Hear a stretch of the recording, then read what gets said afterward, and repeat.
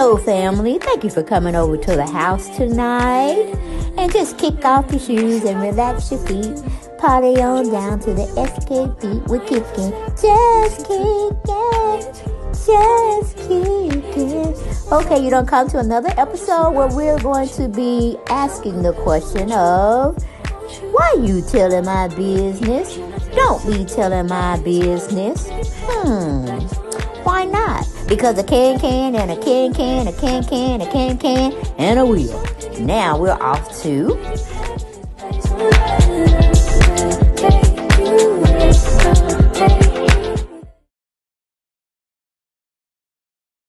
Hello, everyone, and thank you for coming to the channel. Yes, thank you for coming to the show. Thank you for coming to the house. All right? Make sure y'all come in, single file line, get on your best couch, get on the floor, get in the chair, start smacking on your, your snacks, and we're going to go on and see what we have to talk about tonight. Now, a few of you all have been wondering why I sniffle, and it's because I'm stuffed up half the time, and I suffer from allergies year round. But I heard you, so I'm going to back off my phone some, because I usually have it right up at my chest level so y'all can hear me better. So I'm going to push it back a little further, so maybe not to make y'all have so much discomfort for some when I'm when I'm sniffling and stuff of that nature, okay?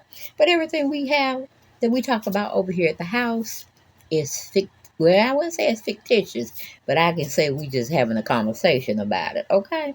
You and I and you having a conversation. Everything is only for entertainment purposes. Now, if I come to you all and say, okay, I got an exclusive. Come on in the house. And then we just have to run it like that. But you know I'm lazy. I'm lazy as hell. Ain't nowhere in the world I'm finna go find an exclusive story until I retire. Now, when I retire in 7 years, God willing, I'll still be around, we can do some negotiation and trying to interview people and things of that nature. But until that time comes, we just regurgitating stuff that's been out there, that's been said, that's been researched, and we just trying to have a conversation. And, just be in the house, just chewing the fat, shooting the shits, that kind of stuff, just to wind down from our mundane work day. You know what I'm saying? Sometimes I feel like we are nothing but robots. We get up, we go to work, we go to lunch, we come home, or we go to after school events with our kids. We come home, fix dinner if we have kids. If we're single, such as myself, we get something. Well, usually my daughter cooks, and I like that. But lately she has been, she hasn't been spoiling me and her husband. She's been like, y'all fend for yourself. I think that's a piss poor attitude. But it just is what it is, right, guys? It just is what it is. So technically, if it's just you would probably do better just buying you something out versus cooking you something. Unless you're just in that mood of cooking and you like cooking. And right now in Georgia, it's finna heat up. I ain't got time for the heat. But we ain't gonna tarry it too long. We're gonna be talking about Kim Zolciak, okay? Biermann. Okay, she probably won't just be known as Kim Zolciak right about now. I'm just guessing, you know what I'm saying? But her and Kroy over there are still fighting and fussing. Everything verbally, of course. We don't see any scratches. We don't see any brokenness, like bones or anything of that nature. So we know they ain't doing that. And for the life of me, I have a very strong inkling that they pulling a Nene and Greg thing. Okay? Meaning they said they were going to get a divorce and they were going to separate and be to themselves and be with other people and all that stuff. Then come back together. Because I'm like, Kroy, how long you been knowing your wife like to gamble and spend money? And most of the time it's your money. Because that tardy for the party check been stopped, okay? So we knew she was spending somebody's money. For the life of me, I don't even know how you let her get that far.